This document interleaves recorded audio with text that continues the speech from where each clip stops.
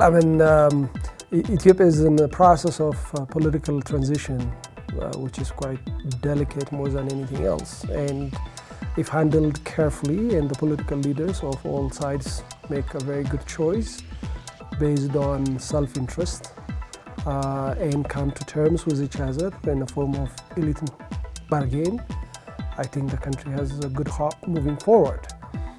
However, to the contrary, if this transition, as delicate as it is mishandled, there is no reason why Ethiopia is another story of the many countries that we've seen in the past couple of years. Started with great hope, enthusiasm, euphoria, and then all those things dashed.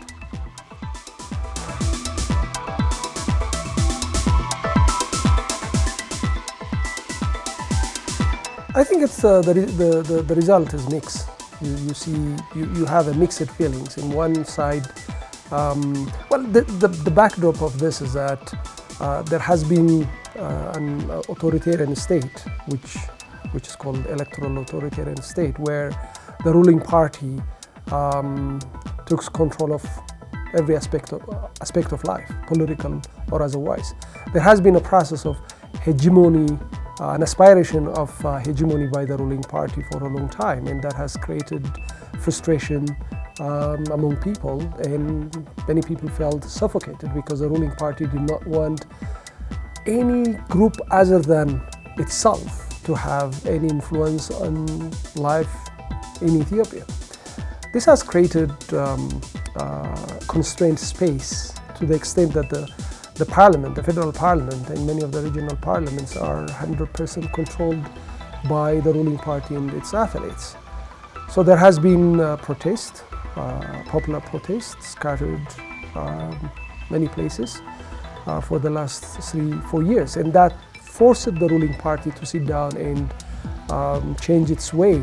And as a result, the current prime minister has been elected as a chairman of the ruling party, and then followed as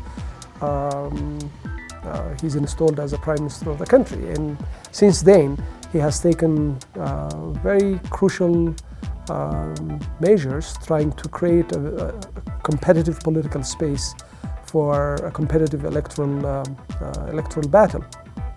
He has also tried to give hope to the country by talking about the greatness of Ethiopia and how Ethiopia can rekindle its past glory.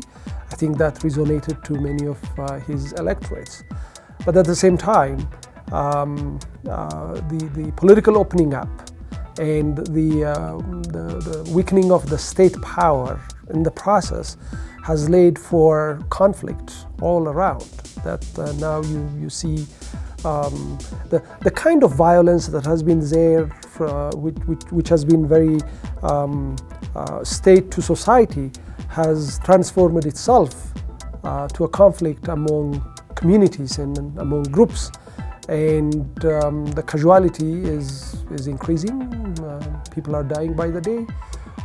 Ethiopia happens to have this name as a place with the largest internally displaced people. That has created some kind of anxiety, uncertainty, and fear, to the extent that there isn't certainty whether the next national election will be held or otherwise, because you hear different signals coming from different places. On the political side, you clearly see that there is a reform process. It starts from creating an environment that is less of a fear, that people now feel like the fear factor or this repressive environment is not there anymore, that they don't see the state as an instrument of oppression as the case used to be, that they feel like free, and many people feel like they can speak their mind without facing any consequences, and that's a very important precondition, because in an environment where the fear factor is quite high, you cannot possibly have any meaningful dialogue. The first thing is that. The second thing is that there are a couple of legislative instruments that used to be perceived as instruments of repression. It includes the political party laws, the media law, the anti-terrorism law, the civil society law. The Prime Minister has taken credible measures by installing a legal advisory council and nominated people from not strictly from government but from members of society, and many of the people are quite known among the public.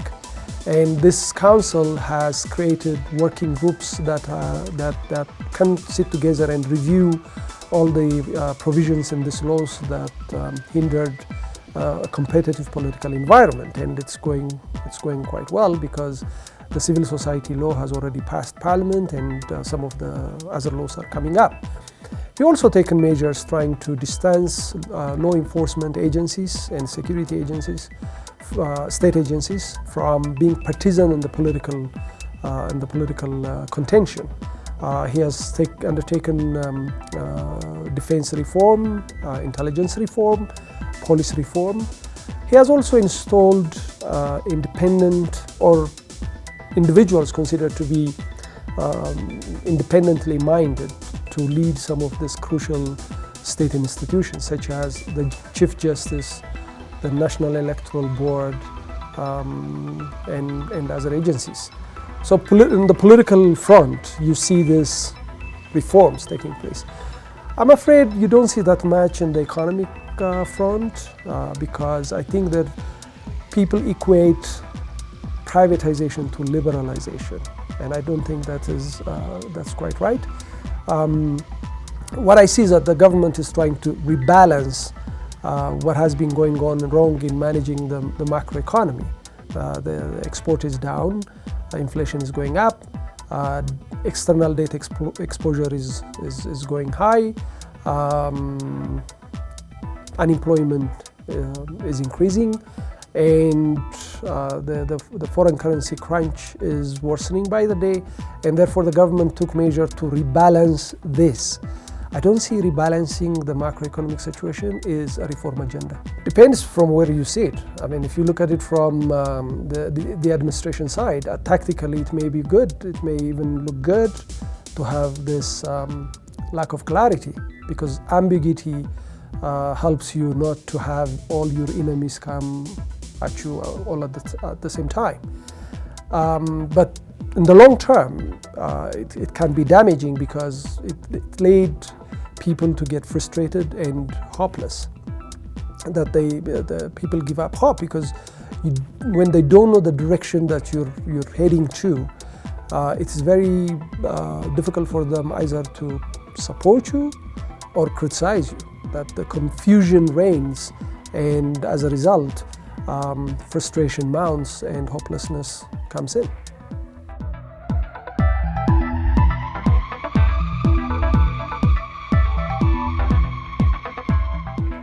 I would qualify that a civil society that is with integrity and accountable and transparent. They're not the same as civil society in general.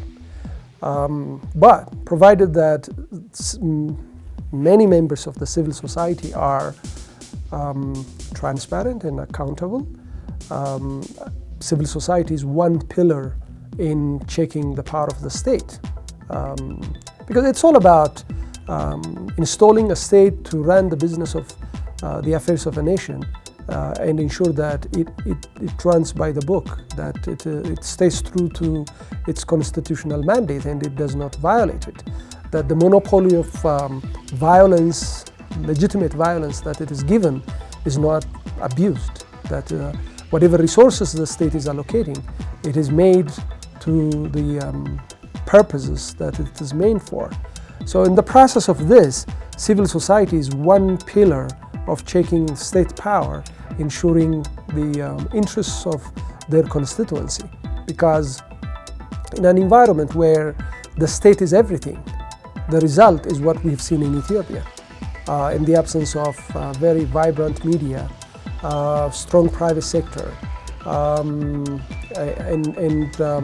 quite active non-state, quite active civil society, which you put them as non-state actors. The state becomes the alpha omega of society, and then there is always a contention between those who are included and excluded. those who are within and outside, those who are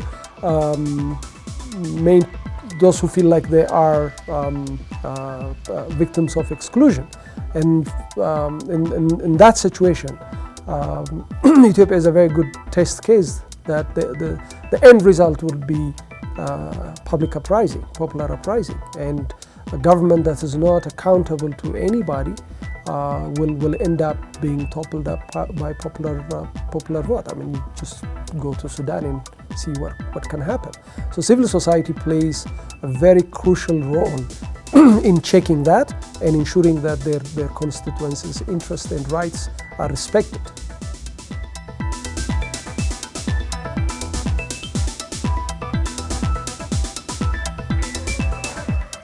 I think they need to start from bottom up. The problem I see with civil societies is that they are imposed from the outside. Some elites, domestic elites and international elites, the do-gooders would come and try to impose themselves on society. And obviously there is too much money going on.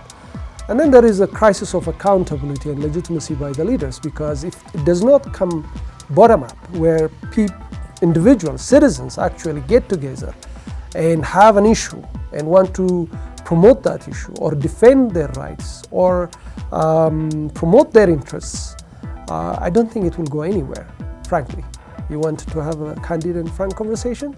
That's what it is. I've seen many civil society organizations being used and abused or misused as instruments of platforms of rent-seeking, basically, where you have their leaders up on the top,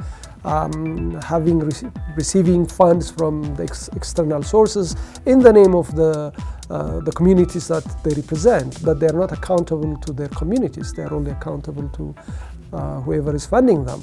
And then they don't do anything good for the community that they claim to represent.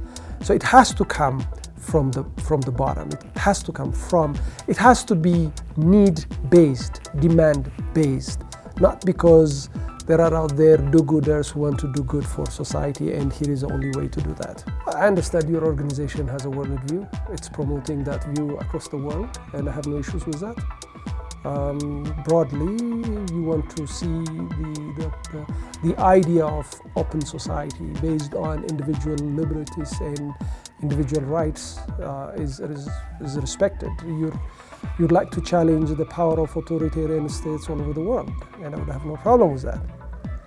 But if you do not have allies in places where you go to, I think your efforts are in vain, and I don't see that you have too many allies in this environment in Ethiopia, because here is a country that is historically very, what you call is a civilizational state along the lines of China and Russia, and I don't think those are your allies. You'll have enormous difficulty in finding the right partners here. When I mean the right partners, people who actually believe, who actually share your convictions, not because you come here and you tell them that, hey guys, there is this resources and let's funnel it to you and you do this for us kind of stuff, but because there are individual citizens in Ethiopia who believe and share your worldview that Ethiopia needs to move in the way of an open society like many countries out there. Finding those right partners will be an enormous difficulty for you. And here is a country whose problems are too many, complex, like many other countries. But unlike many other countries, here is a place where its elites do not even agree on the most rudimentary symbolical matters of stuff. What kind of flag this country should raise high, what should be the name of its capital. From those symbolic matters to most structural issues, there is no consensus. And as a result, the troubles and the problems are too many.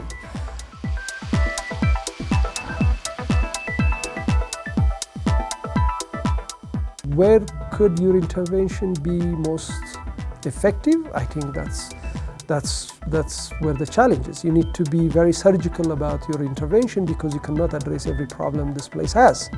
So where is that central nervous system?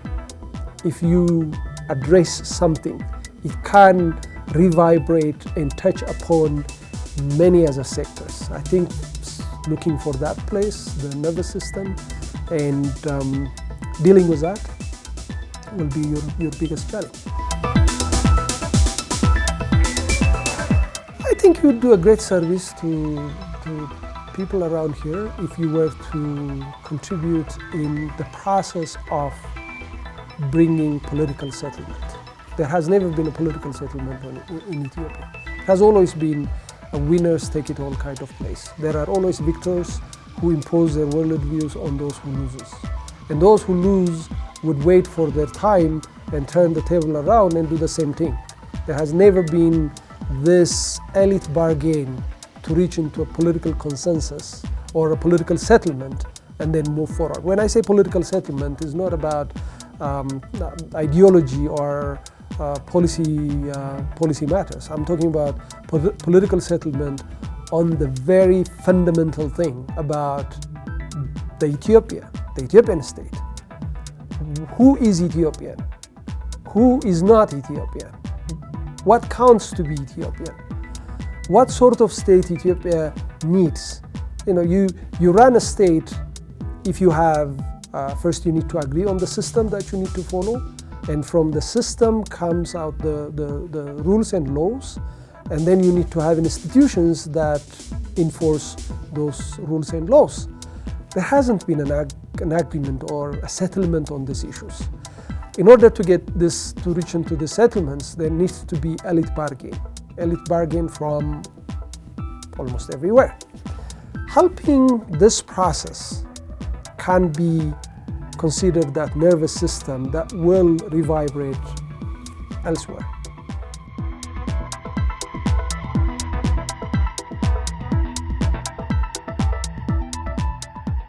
I think if I were to do that, if I were to be George Soros, I would take a multiple approach. There are elites in different places. The state holds elites, the academia, the political parties, the media, the civil society, different communities. This is where you find elites with different interests and different desires. So it's all about helping them understand whether or not they have the shared desires and interests. And if they differ, in which issues they differ, and whether or not those differences can be bridged to find a common ground. I don't think it's a quick fix. I don't think it's simply because you have one mega conference in one of the fancy hotels and invite everybody that people at the end hug each other and tears drops on their cheeks and then leave. I think it takes time, but it needs to start somewhere. And starting that and help it carry through is where I would do that. First, I will start by identifying where the issues are, and then finding out which groups are promoting these issues and for what purpose, and finding a platform and local partners to start a process of bargaining, a process of dialogue and conversations with a goal that in the end there will come a settlement, a compromise, a give and take on the most fundamental issues. In the absence of this, I am afraid this country will face a great risk. In the absence of give and take and compromise and bargaining, I think the days ahead will be very difficult.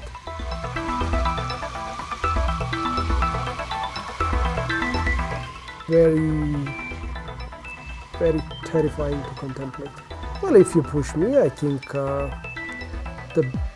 the best scenario will be a coming back of dictatorship, or the worst I'll not be surprised if it will end up having a state collapse on the weight of these differences. No, I think whatever reform Abiy is doing with a promise of ensuring there will be an open competitive political environment so that the political parties vying for political power will contend on the basis of their programs and policies, presenting it to the voters, and voters will elect them. One of the main crises of this government over the last 27 years is a legitimacy crisis, because the process in which it stays in power has always been questioned, that the elections have never been free, fair, and credible in the eyes of the voters. So Abiy's mandate, to the best of my understanding, is to ensure that the next election will be free, fair, and credible. So whichever political party or a coalition of political parties will take political power, they will have the mandate to rule. It does not mean that they will have the mandate to change the constitution or introduce sort of radical sweeping change in the structure of and the political structure of the nation. Constitutional reform in Ethiopia is a very intricate matter. It is not something that can be done because one political party that has taken political power can change it because they want to and because they control parliament. It doesn't matter they control parliament 100%. They can't introduce constitutional change as long as they follow the constitutional process, which actually gives one regional state a veto power in changing the constitutional provisions, some of the constitutional provisions. But whichever party or a number of parties will be elected in a free and fair and credible manner will at least have a mandate to rule, that their mandate will not be challenged, that they can have a policy that they can pursue because it is on the basis of that policy that they have been elected. I would like to see the current administration focus on this, focus on the fact that the election will take place upon schedule. In order to do that, there are a set of things that need to happen, which some of the things that I mentioned earlier, but there needs to be priorities set, and then there has to be determination to do that.